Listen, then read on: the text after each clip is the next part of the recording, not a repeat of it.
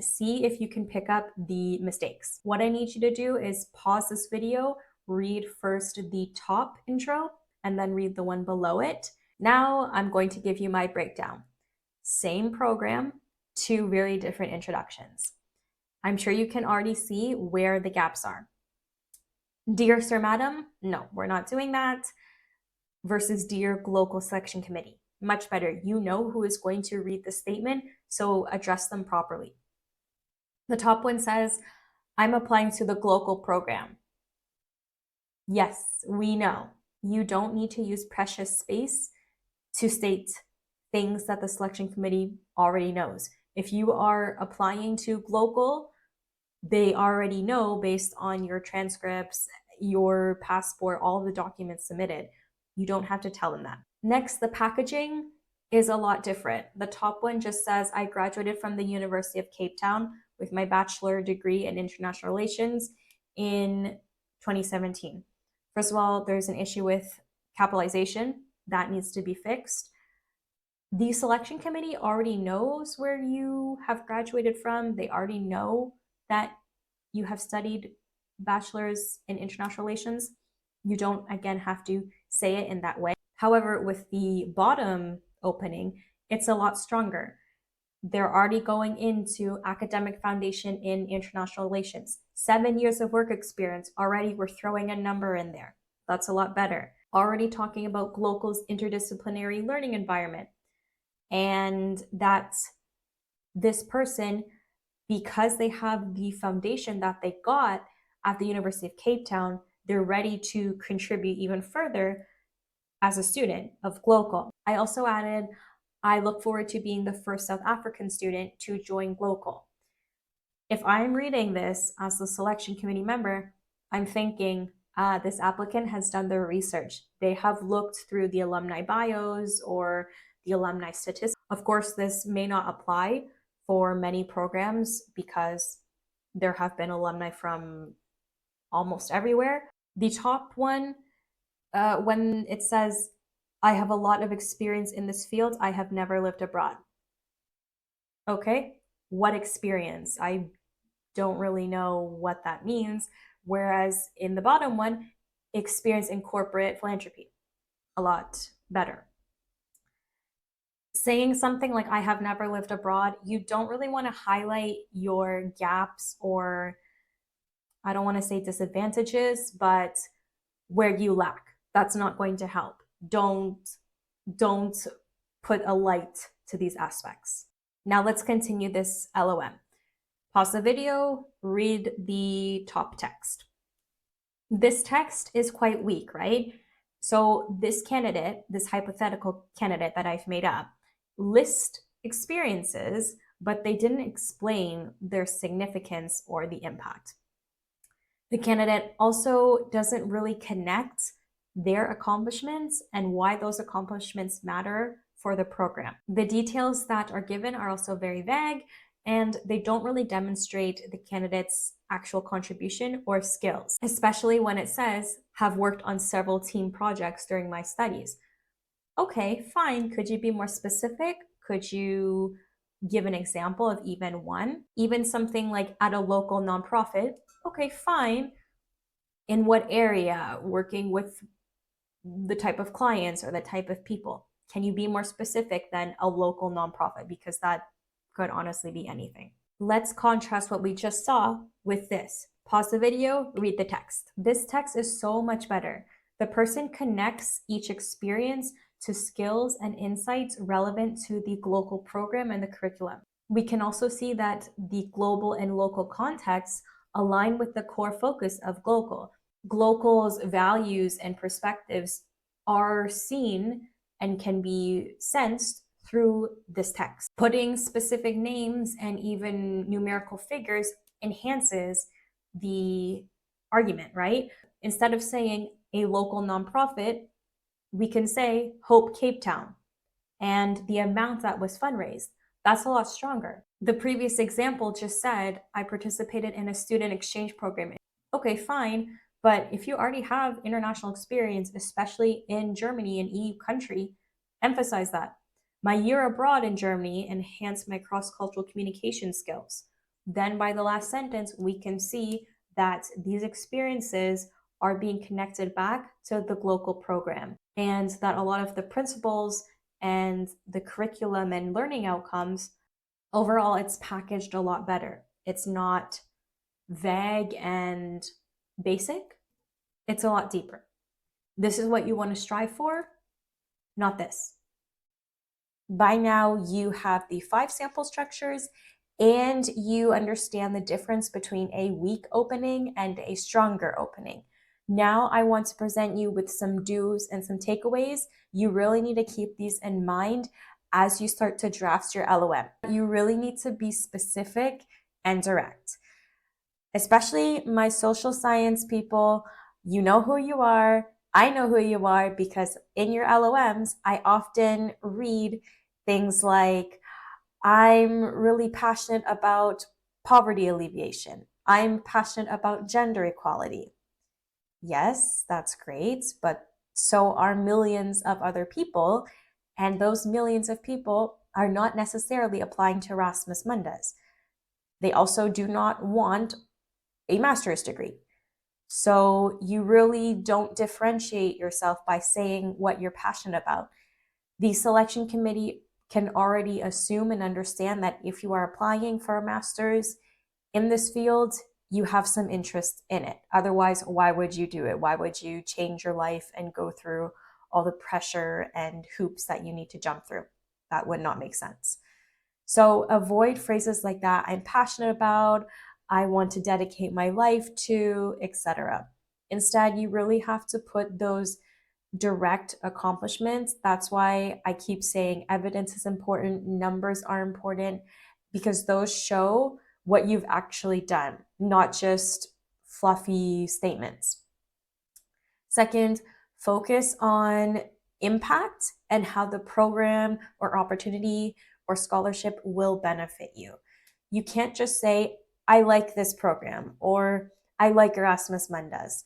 I want to travel abroad. This will help me travel abroad. I've never been outside of my country. Okay, but that's not going to push you over the edge to get the scholarship. You need to explain how the program is going to benefit you in a concrete way. So what is it going to give you beyond just money and traveling around Europe? If you show how the program is going to benefit you and what things it's going to give you and what you are going to take away from it, that shows the selection committee that you have thought critically and you have looked in depth into the program. The next is have a professional but not a robotic tone.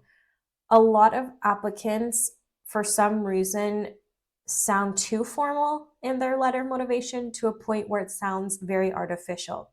They'll say something like, "It is with great pleasure I submit my application to your esteemed program." And that's not, I guess, a normal way of speaking. I understand it's an academic context and this is for university admissions, but it's almost a bit too formal and it sounds a little bit weird. So try to balance being professional instead of sounding like a robot or just very unnatural. Fourth, you need to make it clear why Erasmus Mundus is the right fit for you. You can't just say, oh, it looks good for my CV or because I can travel. That doesn't make a lot of sense and it sounds a bit unprofessional.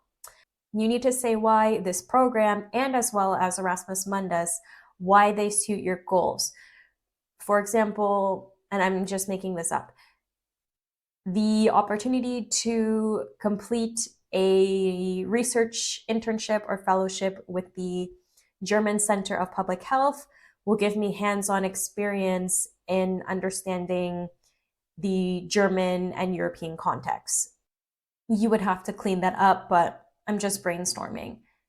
Then you might say, I will apply the knowledge that I gain from this research fellowship to my own research in infectious diseases in whatever country or region. Even though that was pretty rough and bumpy, you can understand why that still sounds better than I want to live in Germany, or Erasmus Mundus is awesome, or Erasmus Mundus is very enriching. Get more specific than that. Explain why Erasmus Mundus specifically. Next, I really encourage you to highlight how you will contribute back to the program, network, and or field. You don't have to touch on all of these in your LOM because I know space is very limited, but if you can incorporate at least one of them, that would be really great. The LOM is not just writing about what the program will give you. You also should be thinking, what can you give back to the program or to the field or the subject area? While we don't want to sound robotic, we also don't want to put a lot of jargon and fluff in our letter of motivation. These are statements like, ever since I was young, ever since I was a little girl, I've always wanted to, I've always dreamed of, it's been my dream to live in Europe, it's been my dream to travel abroad. These sound very casual and in a way unprofessional and not relevant to the application. Remember, you're applying for a master's program. This is an academic setting. This is not what is your dream vacation writing prompt. Another thing that might be helpful to include in your application is to mention gaps drawing directly from your experiences. This is particularly relevant for people who have been working for several years, but even if you are a recent graduate or you're still in your 4th year of your bachelor's, that's okay as well. If you have worked in certain settings or systems or spaces, you may have noticed some gaps in operations, in the literature, in practice. And those might be pieces that make sense to include in your LOM. The caveat, though, is that you don't want to spend 300 of the 500 words just talking about the gaps. Remember, the people reading your application are professors and also researchers, so they understand the gaps and what is going on, but they want to know that you know what the gaps are and what challenges are faced by people in your subject area or in your industry. This approach is going to be particularly important, especially if you are going for the problem solution structure, because naturally, if you are going to talk about the problem, you're talking about gaps and how you have come to know of these gaps. Maybe you worked somewhere or on a team and that's how you identified them. You didn't realize it before, maybe, but through a certain research experience or job or internship, you realize, oh, wow, there are some serious challenges there. And then it makes sense that Erasmus Mundus can help me help this field or help me in this capacity. By mentioning gaps, you show the selection committee that you are aware of current practices, but also you can identify areas of improvement, and that makes you look very forward thinking. Number 8 is something that makes a lot of applicants nervous. They often ask me, what do I do if I have a very low GPA, if I have a gap of a year or two in my CV, what should I do? My perspective, and other people may agree, other people may disagree, but it depends obviously on the circumstances. What I would do personally is that if I had a very strong gap or very intense circumstances that impacts in my performance, I would address them, but strategically, meaning I'm not spending, again, 300 of the 500 words explaining what happened, how it affected me, this problem, this problem, this problem, and because of all these problems, my GPA collapsed and it was a chaotic moment in life. I wouldn't spend all of that precious space explaining myself. What I would do is maybe I would quickly mention it as a fact, not putting any emotion in it, just very factually. Then I would focus on, okay, this is what I've done since then. This is how I have improved. These are the steps that I've taken. These are the successes I've had since then. This is what I have learned. And because of me being so resilient, I am now even more capable to be an Erasmus Mundus scholar. The selection committee wants to be reassured that it's fine and it makes sense that people have gaps or a crisis in life and things happen. They're humans too reading this, but they want to make sure that you're equipped and you're ready to do this type of intense academic study. If you're spending 300 words just explaining what happened, the selection committee may feel, okay, maybe she's not ready yet. Maybe she hasn't overcome that challenge. Maybe she's still in a tender moment. So it's a great application, but not right now. Now is not the right timing. I don't want you to give off that perception. So if you are going to address a very critical weakness, then that might be a way to do it.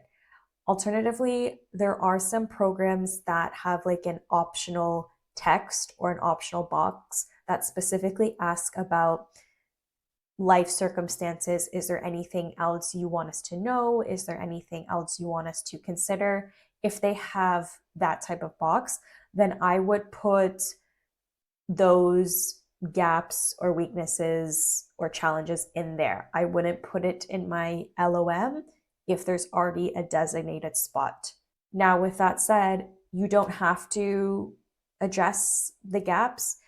It doesn't mean your application is going to automatically fail or automatically be accepted if you do or don't. I think it really depends on the program specifically and what happened to you and how you perceive that weakness. So every situation is going to be different, but if it were me and I felt it was a big deal for my application, I would do it very strategically. The next thing that I want you to do is to quantify your achievements where possible.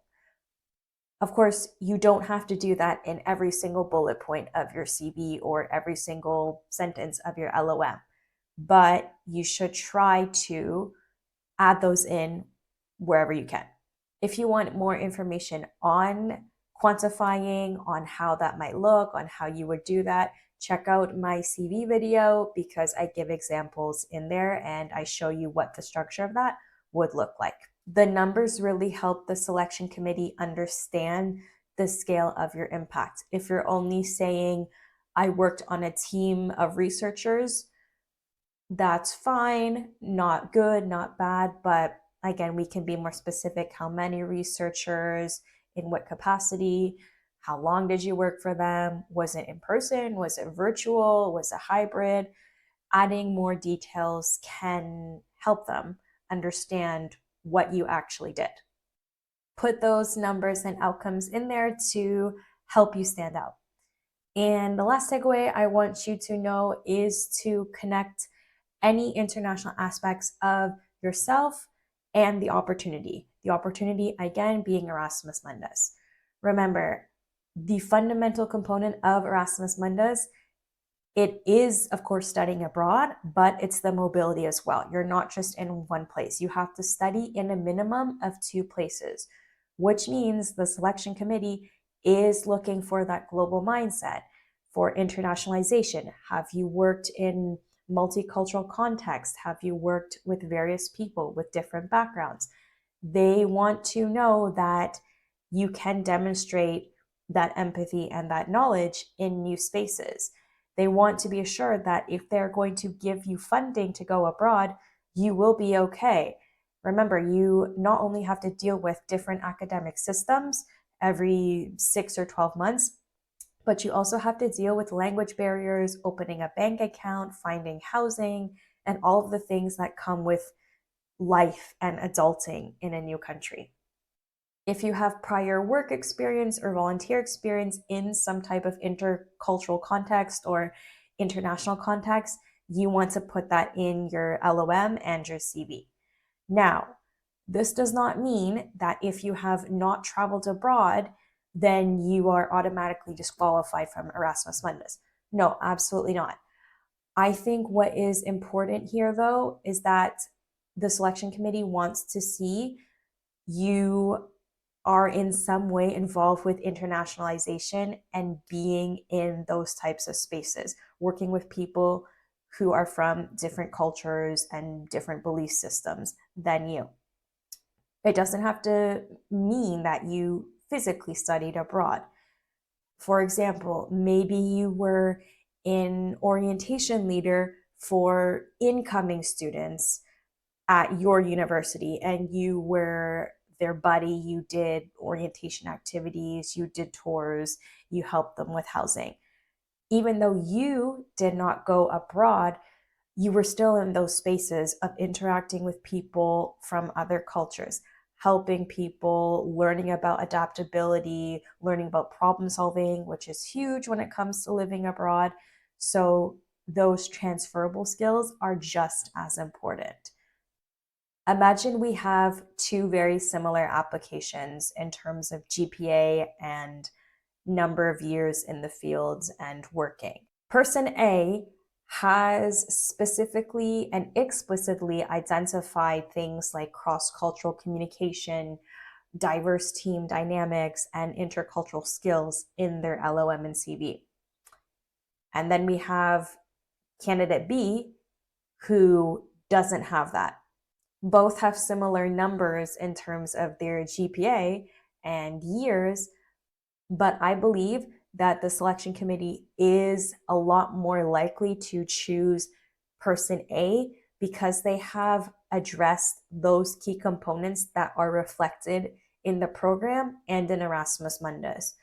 It's something that the selection committee is looking for. Even if person A has not gone abroad or traveled abroad or lived abroad, they still have those elements of cross-cultural communication, for example, which is going to boost their application and give bonus points compared to the one who may have an amazing GPA and very similar stats as person A, but they didn't specifically outline those aspects of diversity and inclusion and intercultural communication. I really recommend that you apply these do's and takeaways as you start crafting your LOM. Remember, being impactful and being specific are what the selection committee really wants to see. You have to align your background and your profile with the program and Erasmus Mundus more broadly. Subscribe to stay connected because my next video is going to break down a weak LOM versus a strong LOM from start to finish. You are going to see how I apply all of these in practice so you can get into the mind of the selection committee.